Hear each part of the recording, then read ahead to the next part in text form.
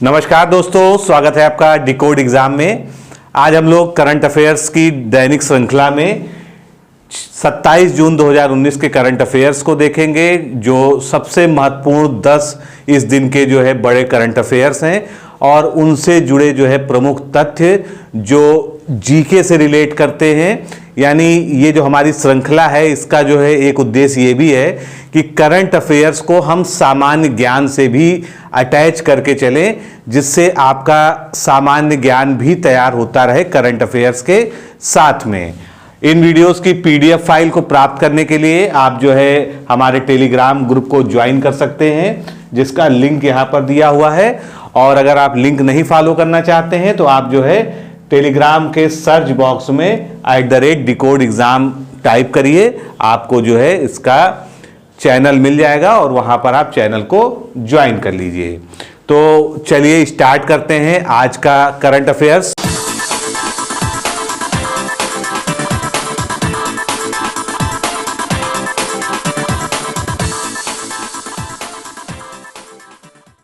पहला सवाल देखते हैं।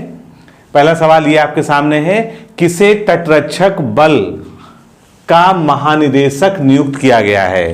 तो बहुत ही प्रमुख खबर है ये और बहुत ही प्रमुख करंट अफेयर्स है। नियुक्तियों से इस तरह के प्रश्न आते रहते हैं। तो आपके सामने 4 ऑप्शन है, इनमें से के नटराजन को भारतीय तटरक्षक बल का महानिदेशक यानी डीजी डायरेक्टर जनरल नियुक्त किया गया है। इनके बारे में कुछ और फैक्ट्स जानते हैं। इन्हें राजेंद्र सिंह के स्थान पर नियुक्त किया गया है, यानी इससे पहले जो है राजेंद्र सिंह जो है तटरक्षक बल के महानिदेशक थे। के नटराजन 1984 बैच के ऑफिसर हैं। ये ICGS मंडपन के कमांडिंग ऑफिसर भी रह चुके हैं तथा इसके साथ ही कोस्ट गार्ड एडवाइजर इत्यादि भी ये रह चुके हैं, यानी कई सारे जो है प्रमुख पदों पर इनकी नियुक्ति हो चुकी है। भारतीय तटरक्षक बल एक सशस्त्र बल है। यह भारत की समुद्री सीमाओं की रक्षा करता है। इसकी स्थापना, ये महत्वपूर्ण है, कई बार जो है जीके सेक्शन में पूछा भी जा चुका है। इसकी स्थापना 18 अगस्त सन 1978 को हुई थी और इसका मुख्यालय कहां पर है? इसका मुख्यालय नई दिल्ली में है। तो ये सब जो है कुछ प्रमुख बिंदु थे जो सामान्य ज्ञान के अंतर्गत भी पूछे जाते हैं।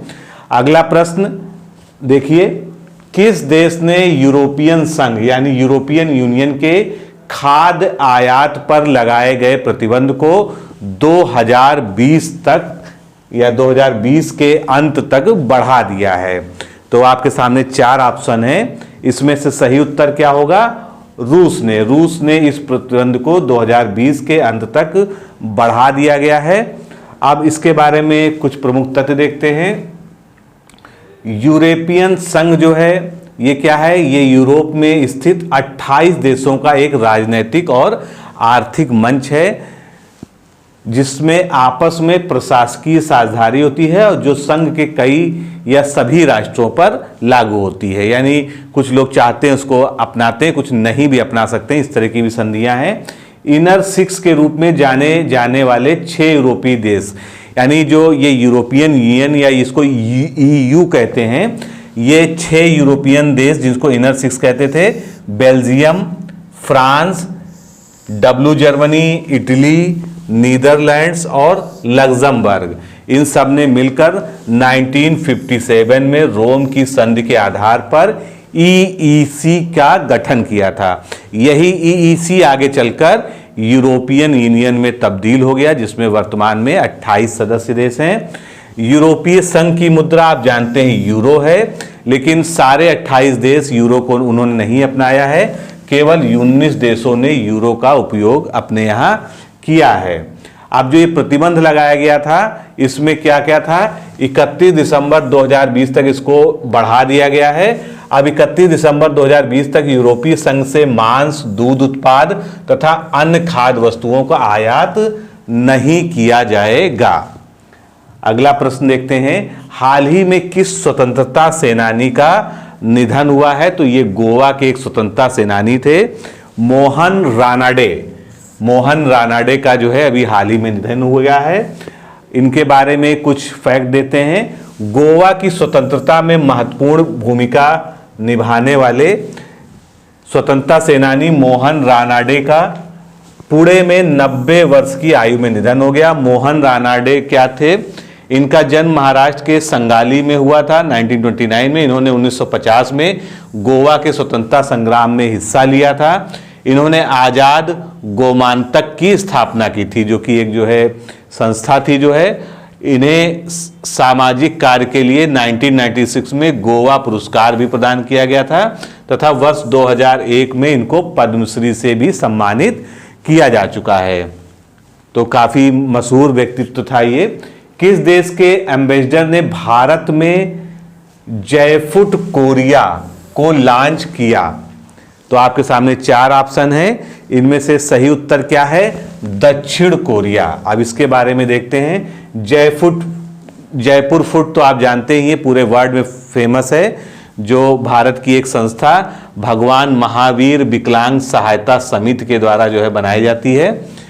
तो भारत में दक्षिण कोरिया के एम्बेसडर कौन है? बोंग किल सिन ने हाल ही में जयपुर फिट कोरिया को लॉन्च किया गया।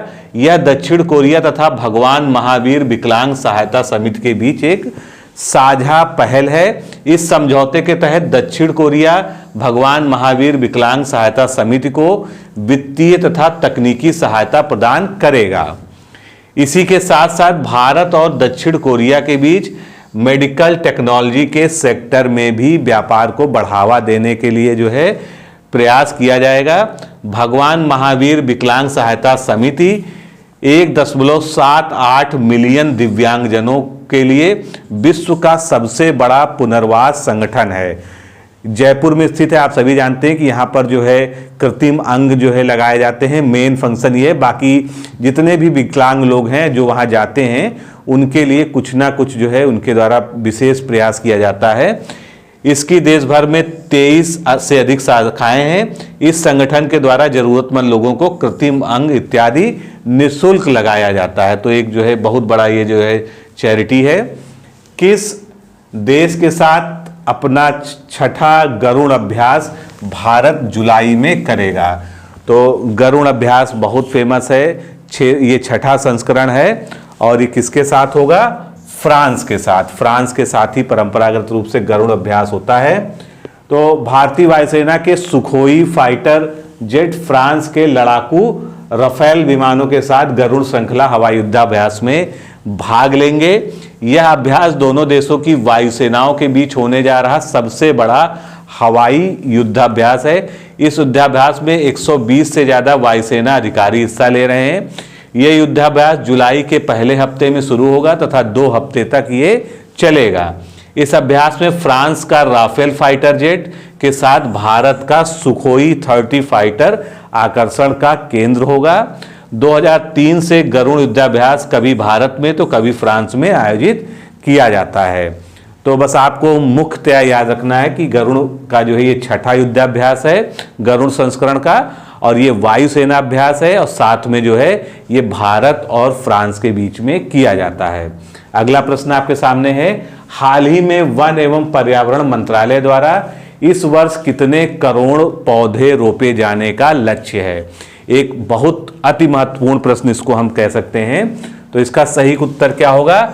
121 करोड़ पौधारोपण किए जाने का लक्ष्य भारत सरकार ने रखा है, जिसके लिए सारे राज्यों को भी लक्ष्य दिया गया है। अब किसको कितना लक्ष्य दिया गया है ये हम यहां पर देखते हैं।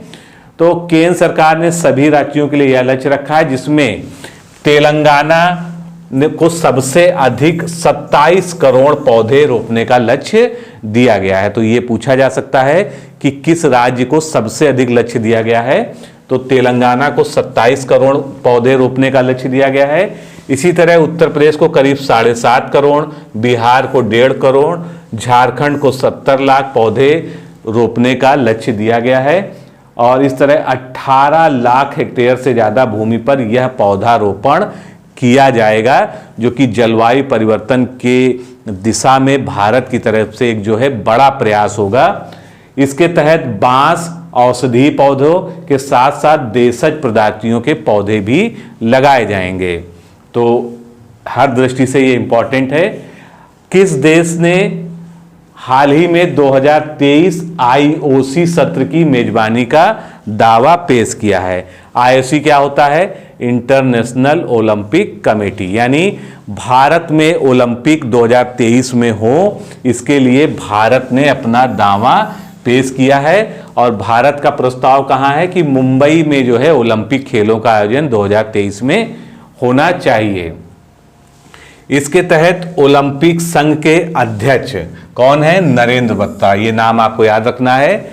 और आईओसी सदस्य जो इंटरनेशनल मतलब ओलंपिक कमेटी में भारतीय सदस्य हैं, कौन है? नीता अंबानी ने आईओसी की संचालन संस्था के 134वें सत्र से इतर आईओसी प्रमुख थॉमस बॉक को औपचारिक रूप से बोली पत्र सौंप दिया है। तो भारतीय ओलंपिक संघ के अध्यक्ष कौन है? नरेंद्र बत्रा हैं। और आईओसी के प्रमुख कौन है? थॉमस बॉक हैं। भारत की तरफ से आईओसी में सदस्य कौन है? नीता अंबानी है। तो इस तरह से कोई भी प्रश्न पूछा जा सकता है। भारत ने इससे पहले वर्ष 1983 में नई दिल्ली में आईओसी सत्र की मेजबानी की थी।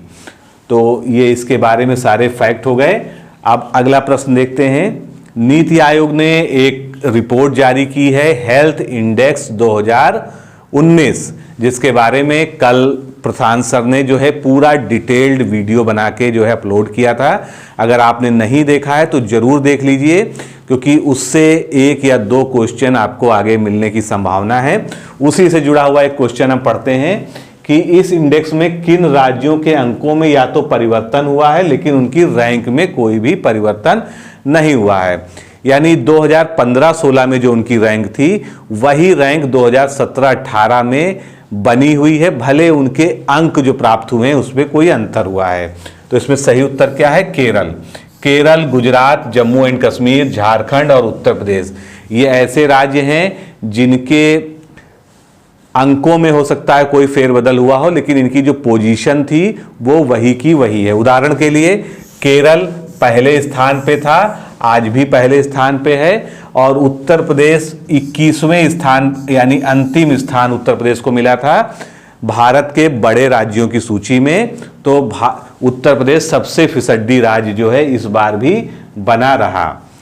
अब इसमें पूरी बात लिखी है जो मैंने बोला है आपको, जो है आप इसकी पीडीएफ जब प्राप्त करेंगे तो आप इसको पढ़ लीजिएगा। और प्रशांत सर का जो वीडियो है उसको जरूर देख लीजिएगा, जिससे जो है आपको सारी चीज क्लियर हो जाए।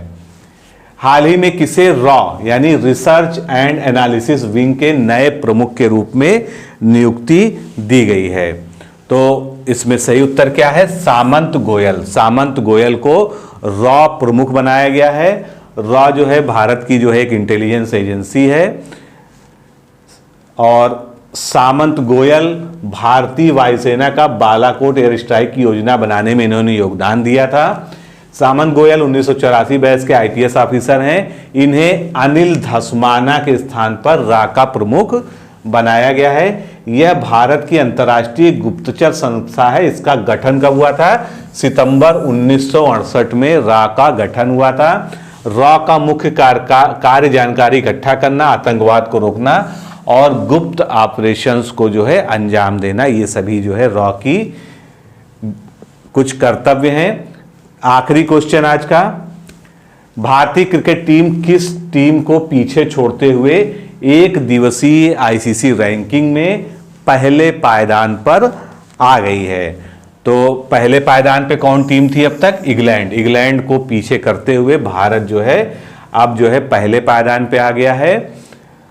ये आईसीसी एक दिवसीय जो है रैंकिंग है टीम की। तो इसमें जो रेटिंग होती है, मतलब एक तरह से स्कोर जिसे कह सकते हैं, तो भारत को सर्वाधिक स्कोर 123 इस समय मिला हुआ है। इंग्लैंड दूसरे स्थान पे आ गई है 122, न्यूजीलैंड तीसरे स्थान पर 116 और ऑस्ट्रेलिया चौथे स्थान पर 112 जो है अंक या स्कोर या रेटिंग इसको प्राप्त हुई है। तो दोस्तों, आपको ये करंट अफेयर्स की श्रृंखला कैसी लग रही है कमेंट में जरूर बताइएगा। पीडीएफ को डाउनलोड करने के लिए डिकोड एग्जाम के टेलीग्राम चैनल को ज्वाइन कर लीजिए। और जो सबसे बड़ी अनुरोध है मेरा कि आप जो है चैनल को सब्सक्राइब तो करिए ही, और चैनल के वीडियोस को जो है उसके लिंक को अपने दोस्तों और अन्य स्टूडेंट्स के मध्य शेयर करते रहिए व्हाट्सएप और अन्य माध्यमों से, जिससे बाकी छात्रों को भी जो है इस महत्वपूर्ण सीरीज के बारे में जानकारी मिल सके और वो हमसे जुड़ सकें। तो अपने कमेंट में सुझाव जरूर बताते रहिएगा। आज के लिए इतना ही। नमस्कार, धन्यवाद।